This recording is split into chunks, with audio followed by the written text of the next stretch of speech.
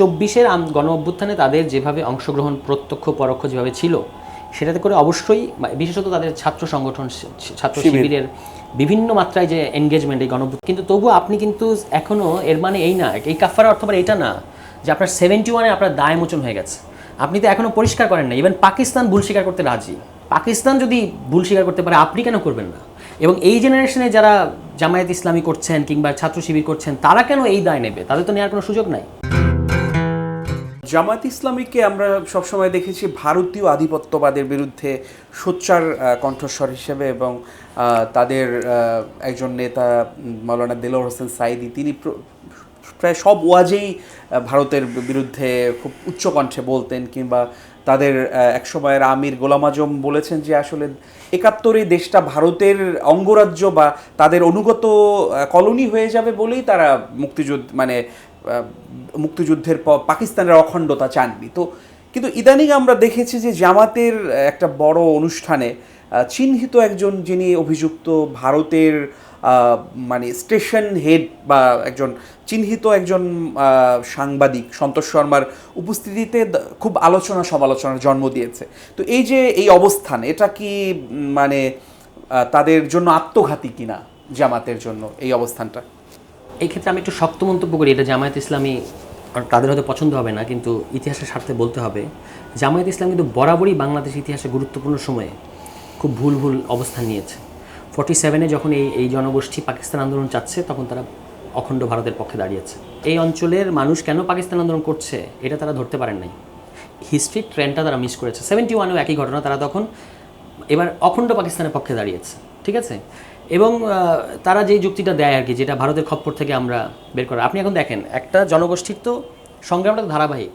আমি পাকিস্তানের থাবা থেকে বেরোয়েছি, এরপর নিজের একটা ভূখণ্ড পেয়েছি, সেখানে ভারতের নানামুখী হস্তক্ষেপ প্রত্যক্ষ পরোক্ষ, এটার বিরুদ্ধে আমার সংগ্রাম আছে, এবং এই যে 24-এ এসে কিন্তু আমি একটা জায়গায় এসে দাঁড়িয়েছি। নিশ্চয়ই, তাই না? এখন 71 আপনি তো বলতে পারবেন না যে 71-এ এখন যদি কেউ বলে যে ভারতের খপ্পর থেকে বের হয়ে তো আপনি তো ভাই আমেরিকার খপ্পরে গিয়ে পড়ছেন, এরকম কথাও কিন্তু আওয়ামী লীগেরা বলা শুরু করেছে, তাই না? এগুলো হচ্ছে ইতিহাসের ভুল দৃষ্টিকোণ। একটা টোটাল জনগোষ্ঠী একটা সিদ্ধান্ত নিচ্ছে, আপনি তার বিরুদ্ধে দাঁড়িয়ে যাচ্ছেন, আপনি কিভাবে এখানে রাজনীতি করবেন? কেউ বলে যে জামাত ৭১-এর খেসারত 24-এ দিয়েছে। কিছুটা তাদের তো অবশ্যই কাফফারা তারা দিয়েছে। একটা হলো যে তাদের যুদ্ধপরাধের যে অভিযোগ তাদের বিরুদ্ধে আছে, এটাকে যেভাবে আওয়ামী লীগ একটা ন্যায় বিচারের দাবিকে যেভাবে ফ্যাসিবাদের অস্ত্র হিসেবে ব্যবহার করেছে, জুডিশিয়ালি তাদেরকে হত্যার শিকার করা হয়েছে। তাদের আপনি ধরা যাক যদি সবচেয়ে বড় যুদ্ধপরাধী ছেলেকেও কি আপনি গুম করতে পারবেন? কিন্তু আওয়ামী লীগ করেছে এটা, যে যুদ্ধপরাধী ছেলেকে আপনি ধরে নিয়ে চলে গেলেন। এটা তো হলো না, আপনি সেই যুদ্ধপরাধী না, এটা তাকে আদালতে আপনি করতে দেবেন। আপনি স্কাইপি কেলেঙ্কারি করেছেন এখানে। এর মধ্য দিয়ে ন্যায় বিচারের আকাঙ্ক্ষাটাকে কমপ্লিটলি দলীয় স্বার্থে আওয়ামী লীগ ব্যবহার করলো, এবং এটার দায় এবং এর মধ্য দিয়ে তারা ফ্যাসিবাদ কায়েম করলো। এটার দায় আওয়ামী লীগকে সম্পূর্ণভাবে নিতে হবে। এবং জামায়াত ইসলাম একটা দল হিসেবে আসলে আওয়ামী লীগের গত 15 বছরের ভিকটিম, এটাও সত্য, ঠিক আছে, সবচেয়ে বড় অন্যতম ভিকটিম। তো সেই কারণে এবং 24-এর গণ অভ্যুত্থানে তাদের যেভাবে অংশগ্রহণ প্রত্যক্ষ পরোক্ষ যেভাবে ছিল সেটাতে করে অবশ্যই বিশেষত তাদের ছাত্র সংগঠন ছাত্র শিবিরের বিভিন্ন মাত্রায় যে এনগেজমেন্ট এই গণঅভ্যুত্থান, কিন্তু তবুও আপনি কিন্তু এখনও এর মানে এই না, এই কাফারার অর্থ মানে এটা না যে আপনার 71-এ আপনার দায় মোচন হয়ে গেছে। আপনি তো এখনও পরিষ্কার করেন না। ইভেন পাকিস্তান ভুল স্বীকার করতে রাজি। এই সরকারের সাথে পাকিস্তান একটা আমরা শুনলাম না কিছুদিন আগে যে কিছু ক্ষতিপূরণ দেওয়া হবে, আমরা যেটা পাও না, ক্ষতিপূরণ আমাদের যেটা পাও না, এবং তারা অপরাধ স্বীকার করে ক্ষমা চাইবে সম্পর্ককে ঠিক জায়গায় আনার জন্য। পাকিস্তান যদি ভুল স্বীকার করতে পারে আপনি কেন করবেন না? এবং এই জেনারেশনে যারা জামায়াত ইসলামী করছেন কিংবা ছাত্র শিবির করছেন তারা কেন এই দায় নেবে? তাদের তো নেওয়ার কোনো সুযোগ নাই। তো এবং দেখবেন আপনি এটা সুযোগ পেলে ছাত্র শিবিরের একটা এরকম জার্নালে কিন্তু মুক্তিযুদ্ধকে এই যে সেম বয়ান, যেটা কথা আপনি একটু আগে বললেন যে এটা ভারতের সেই ছিল, বাংলাদেশের বাঙালি মুসলমানরা ফর দ্য টাইম বিং বিভ্রান্ত হয়েছিল, এই সমস্ত কথাবার্তা তারা লিখেছে। যখন রিয়াকশন হলো তখন তারা এটা উঠিয়ে নিল। কিন্তু ওই যে আপনি রিয়াকশন হওয়ার পরে আপনি এই কাণ্ডটা করছেন, কিন্তু ভেতর থেকে তো আপনি এখান থেকে আপনার মুক্তিযুদ্ধ নিয়ে আপনার অবস্থানটা ক্লিয়ার করেন না, আপনি মুক্তিযুদ্ধ নিয়ে খোলামেলা আলোচনা করেন নাই। কোনটা মুক্তিযুদ্ধের কতটুকু আওয়ামীকরণ, কতটুকু চেতনা ব্যবসা, সেটাকে আপনি চিহ্নিত করেন, কতটুকু এখানকার অ্যাকচুয়াল ফাইট, এটাকে আপনার করতে হবে। এবং এই অঞ্চলের এই জনগোষ্ঠীটাকে তারা বুঝতে পারে নাই বলে আমার ধারণা। এখানকার মানুষের অন্তত কয়েকশো বছরের একটা সংগ্রাম কিন্তু এসে পাকিস্তান আন্দোলনের মধ্যে দিয়ে বাংলাদেশ আন্দোলন এসে থেমেছে, যেটাকে ধরুন আহমদ সাহা বলছিলেন যে এই অঞ্চলটা ঘিরে যে ব্রিটিশ বা ঔপনিবেশিকদের যে নীল নকশাটা ছিল, যে এখানে 2 নেশন থিওরি, দুইটা বড় বড় জাতি, বাংলাদেশ কিন্তু এটাকে অসার প্রমাণিত করে। শুধু 2 নেশন থিওরিকে অসার প্রমাণ করে না, 1 নেশন থিওরি যে অখণ্ড ভারত তত্ত্ব, এটাকেও কিন্তু অসার প্রমাণ করে। এবং আহমদ সাহেব বলছিলেন যে এই অঞ্চলের যত নিপীড়িত জনগোষ্ঠী, এখানে কিন্তু কোনো একটা পিপল নাই, একটা হিন্দু পিপল, ওরা যেটা বলার চেষ্টা করে আর কি, হিন্দু হিন্দুস্তান, একটা পিপল, এখানে কিন্তু কোনো একটা পিপল নেই, অনেকগুলো পিপলের একটা ফেডারেশন হচ্ছে ইন্ডিয়া। তো আহমদ সাহেব বলছিলেন, তার একটা খুব বিখ্যাত কিন্তু আন্ডার রেটেড একটা প্রবন্ধ, বাংলাদেশের রাজনৈতিক জটিলতা, সেখানে তিনি বলছিলেন যে বাংলাদেশের সৃষ্টি হওয়াটা আসলে এই দক্ষিণ এশিয়া, নট জাস্ট ইন্ডিয়া, দক্ষিণ এশিয়ার যত নিপীড়িত জনগোষ্ঠী আছে প্রত্যেকের মুক্তির ধারাবাহিক সংগ্রামের অংশ হিসেবে তিনি এটাকে দেখেছেন। খুবই ইনসাইটফুল। তো আমরা কিন্তু, এবং আমরা এটাকে আজকাল বলছি যে বাংলাদেশ মডেল, বাংলাদেশ যদি একটা রাষ্ট্র হিসেবে, জনগোষ্ঠী হিসেবে খুব শক্তিশালীভাবে দাঁড়িয়ে যেতে পারে, এটা কিন্তু একটা অনুপ্রেরণা। এই অনুপ্রেরণা মানে সবাই ইন্ডিয়া থেকে বিচ্ছিন্ন হয়ে যাবে ব্যাপারটা তা না। ইন্ডিয়ার মধ্যে তারা আরও বেশি স্বায়ত্তশাসন, আরও বেশি, মানে ইন্ডিয়াকে একটা ট্রুলি ফেডারেল করতে পারবে। ফেডারেল করার মানে হচ্ছে আমার সাথে সেভেন সিস্টার্সের, যেটা ডক্টর মোহাম্মদ ইউনূস কিন্তু এখন যে কথাগুলো বলছেন, এটা কিন্তু ইন্ডিয়াকে সিসিট করার কোনো পরিকল্পনা না, ইন্ডিয়াকে বিচ্ছিন্ন করার কোনো পরিকল্পনা না, কিন্তু ওই অটোনমিটা অর্জন করা, যে সেভেন সিস্টার্সের অঙ্গরাজ্যগুলো আমাদের সাথে স্বাধীনভাবে অর্থনৈতিক, স্বাধীনভাবে সাংস্কৃতিক সম্পর্ক করবে। মিজোরামের এক বিদ্রোহী নেতা একবার সাক্ষাৎকার দিয়ে বলেছিলেন যে বাংলাদেশের সাথে সুসম্পর্ক রক্ষা করার বাধ্যবাধকতা আমাদের আছে, ইন্ডিয়ার মধ্যে থেকেই আছে। কিন্তু ইন্ডিয়া এখনকার যে আপনি রাষ্ট্রপতি চাইলে যে কোনো মানে প্রভিন্সিয়াল গভর্নমেন্টকে এক মুহূর্তে বাদ দিয়ে ওখানে জরুরি অবস্থা বা রাষ্ট্রপতি শাসন কায়েম করতে পারে, একটা কিন্তু ভুয়া ফেডারেলিজম ওখানে চলছে, এটাকে একটা ট্রু ফেডারেলিজম করা সম্ভব, যাক সেটা অন্য আলোচনা। কিন্তু এইটি হলো বাংলাদেশ মডেল, যে সে যদি দাঁড়িয়ে যায়, সে একটা এই দক্ষিণ এশিয়ার অন্যান্য বিভিন্ন রাষ্ট্রের সাথে, বিভিন্ন মানে রাজ্যগুলোর সাথে তার একটা স্বাধীন সম্পর্ক হবে, বাংলাদেশ একটা মডেল হবে। ইন্ডিয়ার সবচেয়ে বড় ভয় এখানে, ইন্ডিয়াকে আমরা কিন্তু ইন্ডিয়ার ল্যাঙ্গুয়েজে টক্কর দিতে পারবো না। ইন্ডিয়া যত বেশি হিন্দুত্ববাদী হয়ে উঠবে, আমরা তত বেশি আরও একটা পাল্টা প্রতিক্রিয়া দেখাবো, এভাবে কিন্তু আমরা মানে ইন্ডিয়াকে মোকাবেলা করতে পারবো না। ইন্ডিয়াকে মোকাবেলা করতে পারবো যেটা ইন্ডিয়া বাংলাদেশ যা হোক, যেটা ইন্ডিয়া চায় না ওটা হয়ে আমাদেরকে দেখাতে হবে। ওটা যদি আমরা হতে পারি, এটাই হচ্ছে ইন্ডিয়ার মধ্যে একটা ভীষণ, ইন্ডিয়ার ভেতরে গণতান্ত্রিক চাপ তৈরি করবে আর কি, এবং তৈরি করছে, এবং সেটা দিল্লির বিরুদ্ধে। দিল্লি তো উত্তর ভারতের একটা ছোট্ট একটা জায়গা, পুরো একটা এত বড় একটা অঞ্চলকে, ইউরোপের চেয়ে বড় একটা অঞ্চলকে নিয়ন্ত্রণ এভাবে তারা করতে পারবে না। সেই সংগ্রামটা কিন্তু ওখানে বেগবান হচ্ছে, মানে কিছুদিন পরপরই দানা বাঁধে। আমাদের কাজ হচ্ছে শুধু আমাদের রাষ্ট্রটা গঠন করা ঠিকঠাক মতো, তাহলেই কিন্তু হয়ে যায়। তো ওই জামায়াতে ইসলামের এই যেটার কথা আপনি বলছিলেন আর কি, যে আমি বলবো যে তারা যদি এই ওইটা কি ভুলবশত হয়েছে কিনা সন্তোষ শর্মার উপস্থিতি, কিন্তু এগুলো তো আসলে ভুলবশত হয় না, অনেকগুলো হিসাব নিকাশের মধ্যে দিয়ে হয়। তো এটা যদি সেরকম হয়ে থাকে, তাহলে তারা আবারও ইতিহাসের আরেকটা গুরুত্বপূর্ণ সময় কিন্তু ভুল করছে, এবং চালাকি করে এগুলো থেকে পার পাওয়া যাবে না।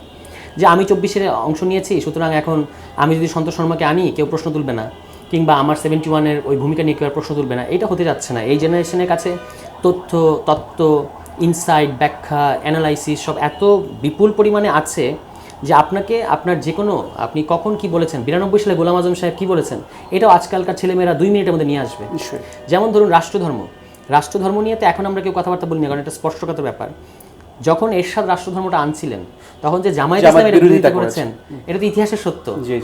এখনকার ছেলেমেয়ে যে কোনো একটা জেনজিকে আপনি দেন, সে 10 মিনিটের মধ্যে আর্কাইভ ঘেটে দেখাই দিবে যে জামায়াত ইসলাম তখন হিস্ট্রিটা দিয়ে দেবে, এবং তখন আওয়ামী লীগ, বিএনপি, জামাত সবাই বিরোধিতা করেছে। আজকে না হয় ধরেন সবাই মিলে বলবে যে না এটা রাখা দরকার, আমি এটা রাখার দরকার কি দরকার না সেই তর্কে যাচ্ছি না, কিন্তু এগুলো তো আর্কাইভ জানে তো এই ছেলেমেয়েরা, যে কীভাবে আর্কাইভে যখন সালাউদ্দিন সাহেব বললেন যে এখানে কোনো বিপ্লব ঘটে নাই, তখন সাথে সাথে তারা 5 মাস আগে সালাউদ্দিন সাহেব কি বলেছেন সেটা বের করে ফেলেছেন। এই এখন তথ্য এত বেশি অ্যাভেলেবল এবং এত বেশি ইকুইপড আজকাল ছেলেমেয়েরা, যে তাদের সাথে আপনি কোনো ছলনা করে পার পাবেন না।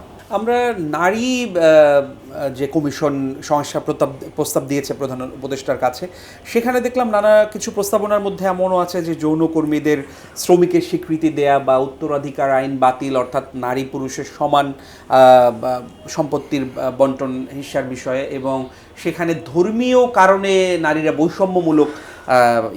বৈষম্যের শিকার হচ্ছে বলে সেখানে, মানে যেহেতু মেজরিটি পার্সেন্ট ইসলামী মুসলিম, তো সেখানে এক ধরনের কোরআনের যেই আইনের যেভাবে বন্টন করা, সেটারও প্রতিও মানে অবজ্ঞা করার কথা অভিযোগ আছে। বা এই বিষয়টাকে আপনি কিভাবে দেখেন, যে এই তাদের এই প্রস্তাবনা কি আমাদের বাংলাদেশের 9.5 কোটি যে নারীরা আছে, মা বোনেরা আছে, আমাদের কন্যা জায়া জননীরা আছে, তাদের প্রতিনিধিত্ব করে কিনা? এবং আপনিও ওই যে আপনার দৃষ্টিতে কি মনে হয় যে যৌনকর্মীদের যে শ্রমিকের স্বীকৃতি বা এই ব্যাপারগুলো আপনার কি মনে হয় যে আপনি, মানে আমার কাছে মনে হয় নাই যে, আমি প্রথমত আমি মনে করি যে অবশ্যই নারীদের কতগুলো ইস্যু, খুব জেনুইন সিরিয়াস ঐতিহাসিক ইস্যু আছে যেগুলোকে অ্যাড্রেস না করে আর আগানো যাবে না। কিন্তু তার মানে এই না যে আপনি একটা সেকশনের নারীদের প্রিভিলেজ নারীদের চাওয়াটাকেই সমগ্র নারীদের উপর চাপিয়ে দেবেন। হ্যাঁ, কারণ বাংলাদেশের নারীদের মানে সাথে কিন্তু সাধারণ নারীদের সাথে কিন্তু ধর্মের কোনো বিরোধ নাই, এবং তারাও ধর্মটাকে আঁকড়ে ধরি, তারা তাদের ধর্মকে ভালোবাসেন। এই জিনিসটা বুঝেই আপনাকে সকল প্রস্তাব বা সকল কিছু করতে হবে। আবার ধরুন যে কোনো গোষ্ঠীর কাছ থেকে কোনো যদি অন্যায্য দাবি আসে, সেটাও মানে গ্রহণযোগ্য হবে না। আমি এই রিপোর্টটা সম্পর্কে এখনও বিস্তারিত বিভিন্ন অংশীজন যারা আলোচনা করছেন সেগুলো ফলো করছি। শুধু এই যৌনকর্মীদেরকে শ্রমিকের যে কথাটা এসেছে, এটা আমার কাছে সমর্থনযোগ্য মনে হয় নাই। এটা কারণ হচ্ছে কি, যে আপনি এটা শুনতে খুব ভালো লাগে আপাত অর্থে যে শ্রমিক স্ট্যাটাস দিয়ে দাও, কিন্তু এটার মধ্য দিয়ে আপনি তো আসলে এই প্রফেশনটাকে স্বীকৃতি দিচ্ছেন। পৃথিবীর কয়টা দেশে এটা প্রফেশন আকারে আছে, এক নম্বর কথা। দুই নম্বর কথা হচ্ছে এই প্রফেশনে যারা আসে তারা কি উইলিংলি আসে? আপনি যদি জরিপ করেন বাংলাদেশের মেয়েরা কি এই প্রফেশনটাতে মানে একদম যারা দুই বেলা খেতে পারছে না তারাও কি নিজের ইচ্ছা আসে? এটার পেছনে তিনটা জিনিস জড়িত থাকে। একটা প্রথমত হচ্ছে বল প্রয়োগ করে তাদেরকে নিয়ে আসা হয়, কিডন্যাপ বা অন্যভাবে পাচার এর মধ্যে দিয়ে নিয়ে আসা হয়, প্রতারণা করে নিয়ে আসা হয়, ম্যানিপুলেশন করে নিয়ে আসা হয়, ভুল একটা ইনফরমেশন দিয়ে ইত্যাদির মধ্যে দিয়ে একবার তাদেরকে বাধ্য করা হয়, তারপর তারা এটাতে হ্যাবিচুয়েটেড হয়ে যায় বা তাদেরকে হ্যাবিচুয়েটেড করা হয়। হ্যাঁ, তার মানে আমাদের কাজ হচ্ছে বাংলাদেশের নারীদের জন্য ওই নিরাপত্তাটা তৈরি করা যেন কেউ এরকম একটা পেশায় না জড়িয়ে যায়, বাধ্য হয়। এবং যারা এক্সিস্টিং আছে তাদেরকে পুনর্বাসন করা। সরকার তো আমি দেখলাম বিভিন্ন জায়গায় মাইকিং করছে, বিভিন্ন এলাকায় ভিক্ষুকদেরকে পুনর্বাসন করবে, বলছে আপনারা ভিক্ষা করবেন না, আইনের আওতায় আনা হবে, আমরা অমুক জায়গায় আসেন, জেলা প্রশাসকের কাছে আসেন বা ইউএনের কাছে আসেন, আপনাদেরকে পুনর্বাসন করা হবে। যৌনকর্মীদেরও পুনর্বাসন করতে হবে, তাদেরকে এই পেশা থেকে বের করে নিয়ে আসতে হবে। তাদেরকে শ্রমিক স্ট্যাটাস দিয়ে এটাকে আরও মানে গ্লোরিফাই করার কিছু নাই। এটা আমাদের মানে ইয়ের জন্য ভালো না, মানে সমাজের জন্য ভালো না। তো সেই জিনিসগুলো আমি বলবো যে তাদের কিছু মানে কিছু ভুল বোঝাবুঝি আছে কমিশনের, যে তারা যেহেতু শ্রমিকদের অধিকারের পক্ষে আমরা সবসময় থাকি, তারা ভেবেছেন যে এটাকে শ্রমিক বললে ভালো হতো, হ্যাঁ ভালো হয়, কিন্তু আমার কাছে সেটা মনে হয় না। আমার কাছে মনে হয়েছে যে এই নারীদের যারা এই প্রফেশনে আসছে তাদেরকে আপনার একটা সুষ্ঠু কর্মসংস্থান দিতে হবে, দিয়ে তাদেরকে পুনর্বাসন করতে হবে, একটা সুস্থ জীবন দিতে হবে। এটা প্রচণ্ড অমর্যাদাকর একটা জীবন। হ্যাঁ, প্রচণ্ড অমর্যাদাকর জীবন, এবং প্রতিদিন তারা পুরুষ দালাল এবং পুরুষ যে পুলিশ তাদের দ্বারা তারা মানে নানাভাবে হয়রানি এবং নিপীড়নের শিকার হচ্ছে। এরকম একটা পেশাকে আপনি শ্রমিক স্ট্যাটাস দিলেই এই বাস্তবতাটা যে খুব ঠিক হয়ে যাবে সেরকম না।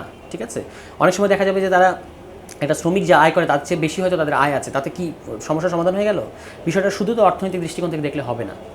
এই জিনিসগুলো আমি মনে করি কমিশনকে পুনরায় বিবেচনা করতে হবে, এবং এই কমিশনটার নিয়েও প্রশ্ন এসেছে যে একই ধরনের মানুষেরা এই কমিশনের মধ্যে আছে। আমি তাদের প্রতি রেসপেক্ট রেখেই বলছি, তাদের একই ধরনের চিন্তা প্রক্রিয়া। এখানে আরও যারা অন্য ধরনের আছে তাদেরকে যুক্ত করা দরকার ছিল, ইসলামিক অঙ্গন থেকে নেওয়া দরকার ছিল, অন্যান্য ধর্মীয় মানে অন্য ধর্মেরও নারীদের নেওয়া উচিত ছিল, যারা ওই ধর্মের প্রতিনিধিত্ব করেন।